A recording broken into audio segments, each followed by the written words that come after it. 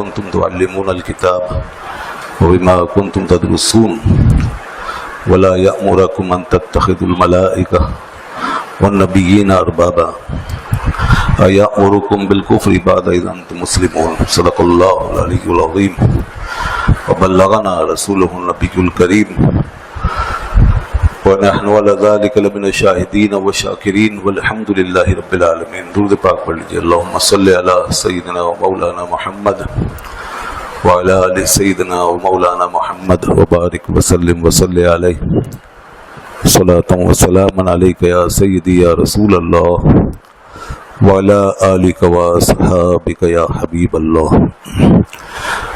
بعد الحمد صلاة.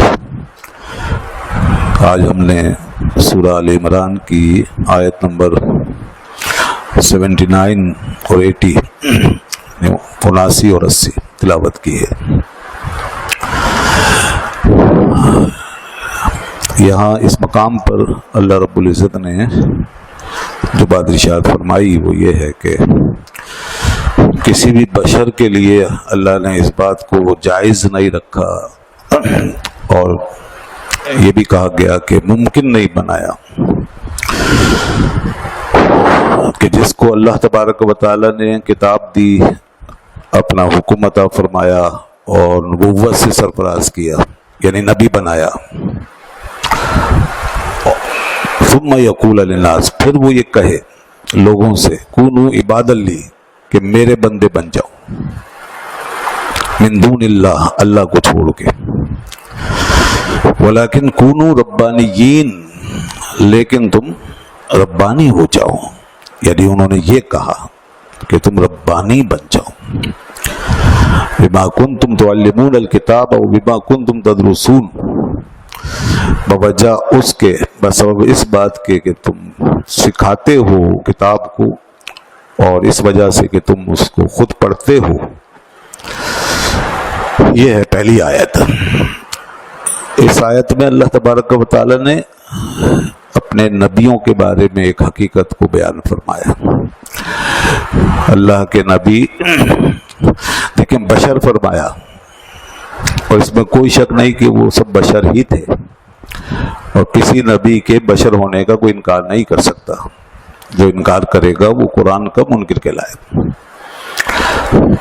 تو بشر کہا، یہاں بھی کہا اور جگہوں پہ بھی فرمایا کہ کوئی بشر کو جس کو بھی اللہ نے نبوت عطا فرمایا. بلکہ ہمارا عقیدہ یہ ہے، اسلام کا عقیدہ، کہ اللہ نے نبوت عطا ہی بشر کو کی ہے. نبوت جو عطا فرمائی ہے تو بشر ہی کو عطا فرمائی ہے. بشر کے علاوہ انسان کے علاوہ کسی بھی مخلوق کو اللہ تعالیٰ نے نبی نہیں بنایا. اور بشروں میں بھی صرف مرد کو نبی بنایا ہے، کسی عورت کو نبی اور پیغمبر اللہ نے نہیں بنایا. یہ بات ہمارے عقیدے میں داخل ہے. تو فرمایا کہ جب ہم اس کو کتاب، حکم اور نبوت عطا کر دیتے ہیں تو اب وہ اس کا معاملہ کسی بھی سطح پر عام بشروں کی طرح نہیں رہتا. اس کے ساتھ کچھ خصوصیات پھر وابستہ ہو جاتی ہیں کسی بھی لحاظ سے. اس کو پھر دوسرے لوگ اپنے اوپر قیاس نہ کریں. تو ان باتوں میں سے ایک بات یہ بھی ہے کہ دیکھو، تم تو جو چاہو کہتے پھرو. تمہارا معاملہ یہ ہے کہ تم جو زبان سے جو چاہو نکالو، دعوے کرو، باتیں بناؤ. یہاں تک کہ ایسے بھی لوگ ہوئے جنہوں نے اپنے نفسانی سرکشی کا شکار ہو کر کے خدائی کی دعوی کر دی. جی یہ ہوا. اور آج بھی انسان بہت کچھ کہتا پھرتا ہے، لیکن نبی کا معاملہ ایسا نہیں. نبی کو اللہ تعالیٰ اپنی خاص حفاظت میں رکھتا ہے. نبی کے لیے بہت سی چیزیں وہ ہوتی ہیں پرسنلی ان کے لیے ممنوع ہوتی ہیں، اور بہت سی چیزیں وہ ہوتی ہیں جو ممکن ہی نہیں ہوتی ان کے لیے، یعنی وہ کر بھی نہیں سکتے ایسا. جی اللہ نے اس کا اختیار ہی نہیں دیا، وہ نہیں کر سکتے. مثال کے طور پہ یہی بات ہے کہ کوئی نبی دنیا میں آ کر یہ کہہ ہی نہیں سکتا کہ میری عبادت کرو.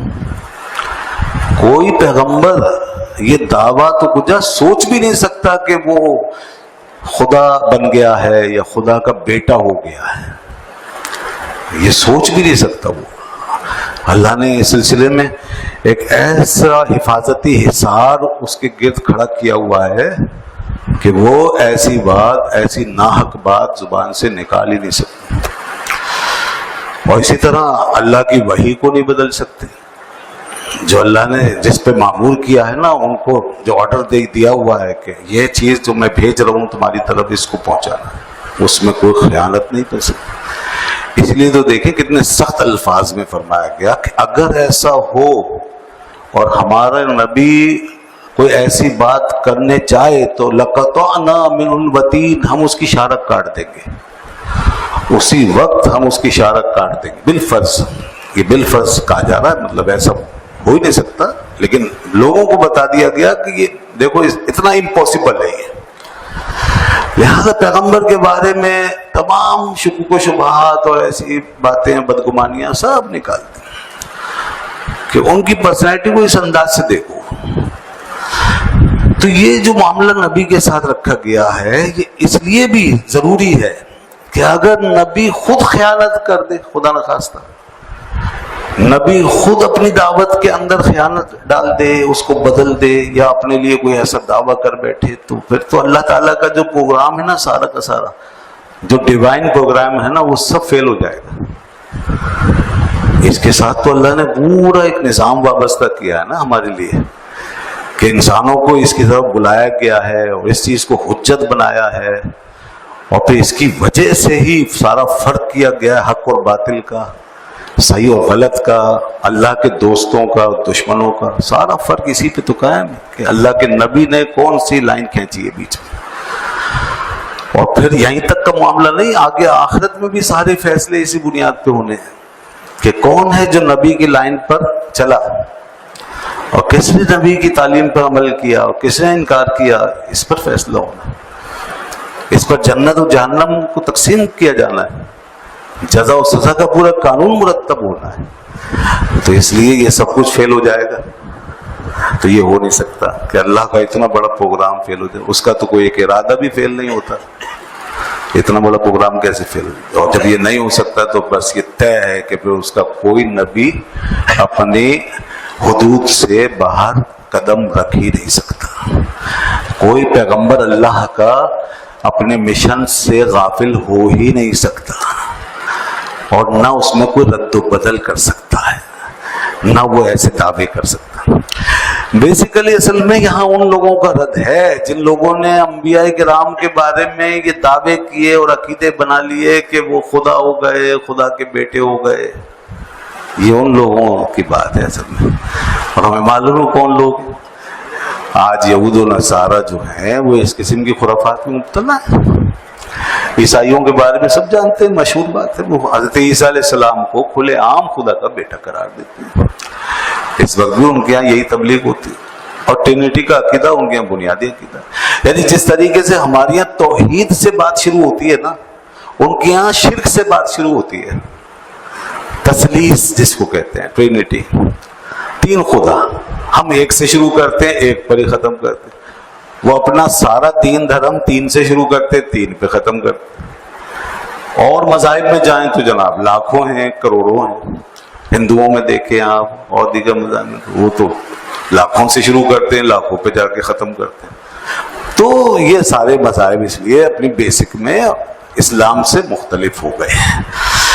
تو اب یہ توحید جو ہے یہ بتائی جا رہی ہے کہ دیکھو، جب اللہ کا کوئی نبی وہ خود نہ خدا اپنے آپ کو کہہ سکتا ہے، نہ کسی اور سے کہلوا سکتا ہے، تو جب نبی کو یہ اتھارٹی حاصل نہیں ہے تو تم جو ہے اس کے بارے میں ایسی باتیں کیوں کر رہے ہو کہ ہمارا پیغمبر خدا ہو گیا یا خدا کا بیٹا.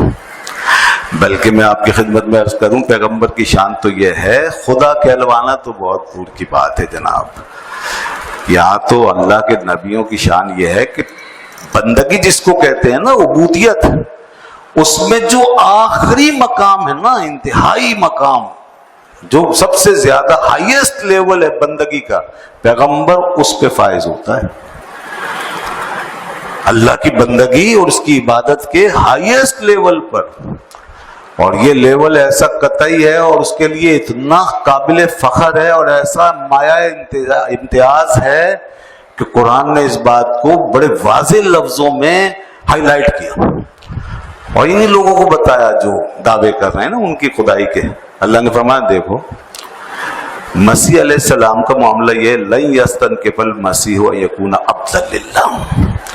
مسیح علیہ السلام تو کبھی بھی ایسا نہیں کر سکتے کہ اگر انہیں اللہ کا بندہ کہا جائے تو وہ اس پہ آر محسوس کرے, وہ اس میں اپنی کوئی انسلٹ محسوس کرے, اس میں وہ اپنی کوئی توہین سمجھے, کبھی نہیں.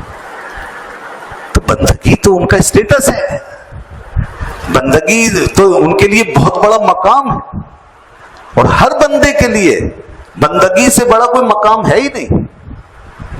اور بندے کی جو اصل ریئل پہچان ہے نا, جو اس کی حقیقی شان ہے, وہ بندگی ہے. باقی اس بندگی کے صلے میں جو کچھ اللہ تعالیٰ کی طرف سے عطا ہوتا ہے وہ سب بندے کے لیے حقیقت نہیں, مجاز ہے. وہ شان حقیقت میں اس کی نہیں ہو سکتی, وہ تو اللہ تعالیٰ نے اپنے فضل سے اس کو نواز دیا. کیونکہ شانیں جتنی ہیں نا بلندی کی, وہ سب اللہ کو زیبا ہے. ہاں کوئی بھی بلندی, کوئی عظمت, وہ سب اللہ کو زیبا ہے اور اس نے اپنے لیے بیان فرمائے.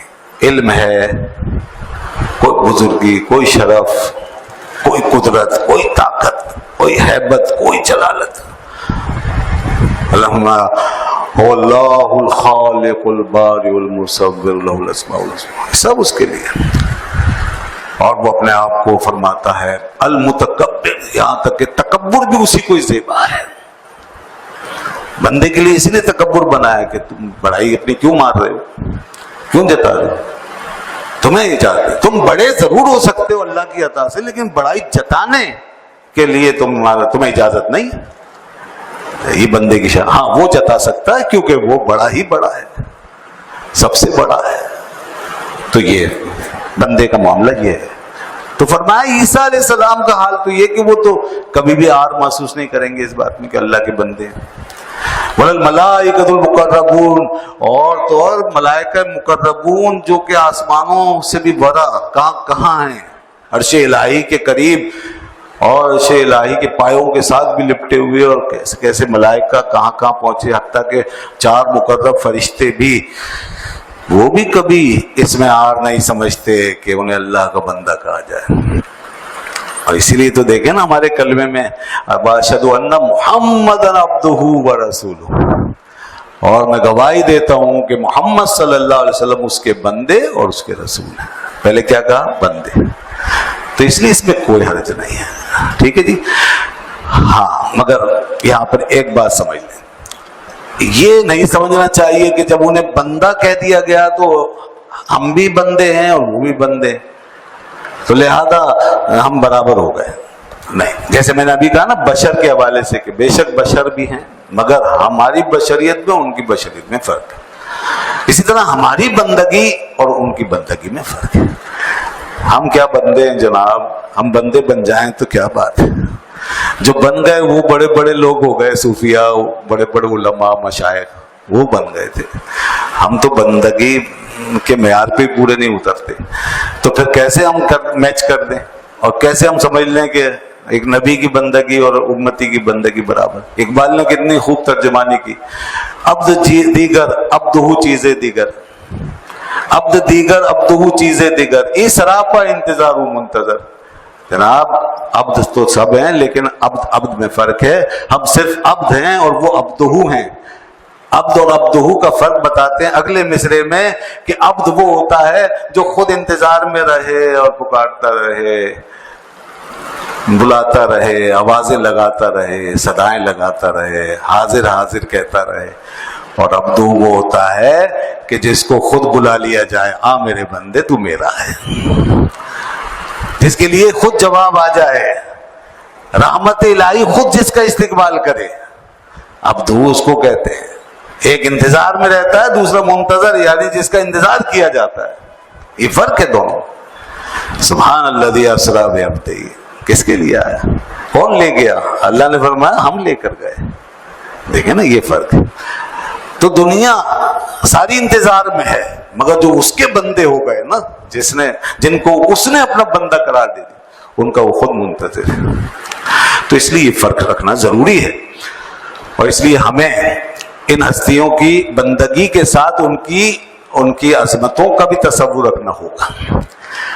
جی ہاں، کیونکہ بندگی ان کی اللہ کے لیے ہے، ہمارے لیے نہیں ہے، وہ خدا کے حضور میں ہے۔ تو ہم کیسے اس طرف چھلانگ مار سکتے ہیں؟ ہمیں تو اللہ نے یہ فرمایا، دیکھیے دو چیزیں قرآن میں، جب اللہ نے فرمایا میرا بندہ میرے پاس آ رہا ہے، جب میرا نبی میرے پاس آ رہا ہے، جب اپنی نسبت سے بتایا تو عبد فرمایا، اپنی طرف بلایا عبد فرمایا، اپنی نسبت سے بیان کیا عبد کا، اور جب اللہ تعالیٰ نے یہ بتایا کہ تمہارے پاس آ رہا ہے، تو اب یہ نہیں کہا تمہارے پاس بندہ آ رہا ہے، اب یہ فرمایا تمہارے پاس رحمت للعالمین آ رہے ہیں۔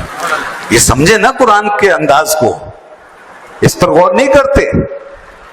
کہیں یہ فرمایا کہ میں تمہارے پاس ایک بندہ بھیج رہا ہوں، عام بندہ بھیج رہا ہوں، کوئی ایک بشر بھیج رہا ہوں، نہیں، ہمارے پاس جب بھیجا اس نے، اپنے پاس بلایا تو فرمایا سبحان الذی اسریٰ بعبدہ، لے گیا وہ اپنی بارگاہ میں اپنے بندے کو۔ ٹھیک ہے، جیسے بلا مثال و بلا تشبیہ، کوئی بادشاہ ہو اپنے ماں باپ کے پاس جائے گا تو بیٹا بن کے جائے گا نا، اور ماں باپ یہی کہیں گے نا میرا بیٹا میرے پاس آیا، یا بادشاہ سلامت بن کے جائے گا؟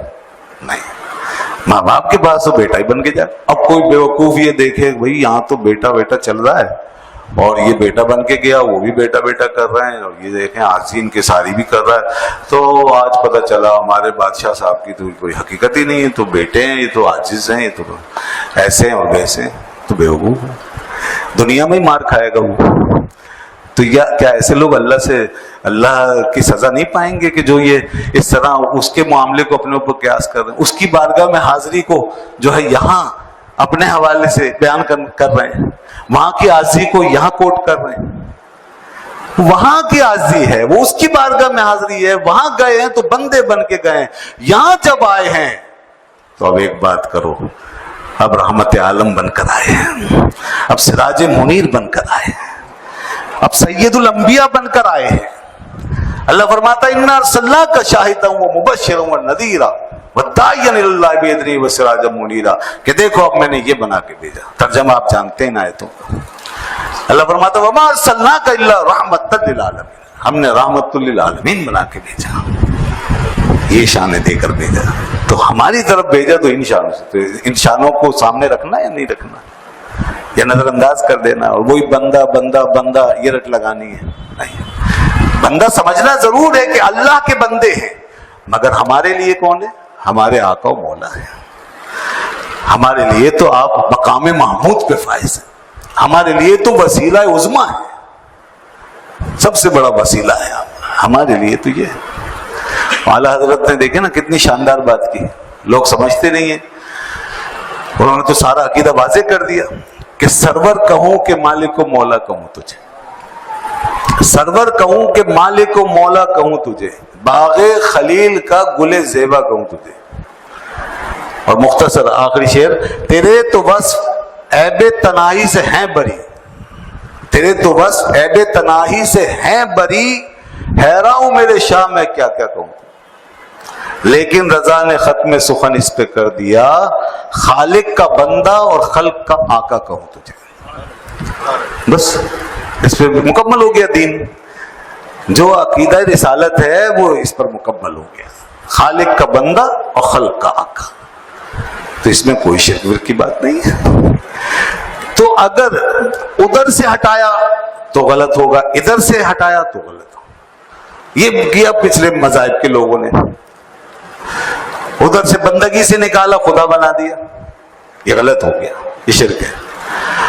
اور اسی طرح کچھ لوگوں نے ادھر سے کچھ مقامات یہ وہ ماننے سے انکار کیا اور سمجھا کہ نہیں یہ شرک ہے، اس طرح کہنا، آقا و مولا کہنا، بہت تعریف کرنا، بات کرنا شرک ہے، یہ وہ، یہ بھی غلط ہے، یہ بھی صحیح نہیں۔ تو صحیح چیز جو ہے، صحیح عقیدہ وہ یہ ہے کہ ادھر بھی ان کی شان دیکھو، وہاں شان بندگی ہے، اور ادھر بھی ان کی شان دیکھو، یہاں شان آقائی و مولائی ہے،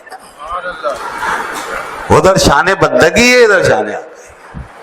اور گویا کہ اللہ نے وہ شان اور یہ شان دونوں کو اس طریقے سے جوڑا ہے کہ وہ شان لینے والی بنائی ہے، یہ شان دینے والی بنائی ہے۔ اور حقیقت یہی ہے کہ بندہ بندگی کے مقام پر فائز ہوتا ہے تو وہاں سے لیتا ہے، اور جب اس کی طرف سے کچھ بنایا جاتا ہے تو یہاں کے دیتا ہے۔ یہ جبھی تو ہوگا یہ سارا ایکسچینج، وہاں سے لینے اور یہاں دینے کا سارا معاملہ ہو۔ اس لیے اب جو وہاں سے کاٹے گا اس کو بھی کچھ نہیں ملے گا، اور جو یہاں سے کاٹے گا اس کو بھی کچھ نہیں ملے گا، ملے گا اسی کو جو وہاں سے بھی جوڑے گا اور یہاں سے بھی جوڑے گا۔ خواص اس برزخ کبریٰ کو ہے حرف مشدد کا۔ اب اس شعر کو کھولوں گا تو بات لمبی ہو جائے گی، بس جس نے سمجھ لیا سمجھ لیا۔ خواص اس برزخ کبریٰ کو ہے حرف مشدد کا۔ حرف مشدد جیسے آگے پیچھے جوڑا ہوتا ہے، بس اتنا سمجھ، یہ شان ہے برزخ کبریٰ۔ تو فرمایا میرے کسی نبی کی یہ شان نہیں کہ وہ تم سے یہ کہنے لگے کہ میری عبادت کرو، میری نہیں۔ دیکھیں جناب، ہمارے نفسوں میں یہ چیزیں آ جاتی ہیں عام طور پہ۔ وہ ٹھیک ہے کہ ہر سے خدائی کا دعوے دار تو نہیں ہے، لیکن نفس جو ہے نا، یہ اس کا پیٹرن وہی ہے۔ یہ نفس جو ہے یہ انا سے شروع ہوتا ہے اور فرعون پہ جا کے ختم ہوتا ہے۔ جی ہاں، یاد رکھیے، اس کو بنایا اسی طرح گیا ہے، بس اسی سے تو مقابلہ کرنا ہے۔ تو اس لیے کہتے ہیں اپنی انا کو روک کے رکھو، ورنہ آگے جا کے فرعون بن جائے گی۔ مولانا روم نے فرمایا تھا ہمارے نفسوں کو وہ چیزیں حاصل نہیں ہیں جو فرعون کو حاصل ہو گئی، اس لیے اس نے تو خدائی کا دعویٰ کر دیا مگر ہم نہیں کر پا رہے۔ وہ کریں گے کس منہ سے؟ لیکن نفس کے اندر ہے، اس سے غافل نہ ہو، نفس میں وہ چیز بھری ہوئی ہے۔ تو اس لیے یہ نفس جو ہے نا ہمارے اندر تو اس طرح مچلتے ہیں، مگر اللہ نے اپنے نبیوں کے نفسوں کو پاک کر دیا، ان کے نفس نہایت پاک ہے۔ اسی طرح وہ کامل اولیاء کرام جو آگے آ رہے ہیں ربانیین، جب وہ اپنے نفسوں کو مار دیتے ہیں نا اور ان کو پوری طرح کنٹرول کر لیتے ہیں، جس کو سیلف کنٹرول کہتے ہیں، جب یہ سیلف کنٹرول حاصل ہو جاتا ہے تو پھر وہ بھی محفوظ ہو جاتا ہے۔ اس لیے اولیاء محفوظ کہلاتے ہیں۔ محفوظ ہونے کا مطلب یہ کہ اندر جو برائی کی جڑ ہے نا وہ اکھڑ گئی ہے، اور جو اندر حیوان ہے نا وہ بند گیا ہے، نفس کا حیوان بند گیا ہے، اب وہ پابند سلاسل ہو گیا، اس کے گلے میں رسی پڑ گئی، لہذا اب وہ محفوظ ہو گئے۔ محفوظ اس لیے ہو جاتے ہیں۔ تو یہ بھی بڑا مقام ہے، یہ اولیاء کی شان ہے کہ جو محفوظ، اور انبیاء کی شان ہے معصوم ہونا، اولیاء کی شان ہے محفوظ ہونا۔ تو بہرحال ہمارے نفسوں میں یہ بگاڑ ہو سکتا ہے لیکن انبیاء کے نفسوں میں نہیں ہے۔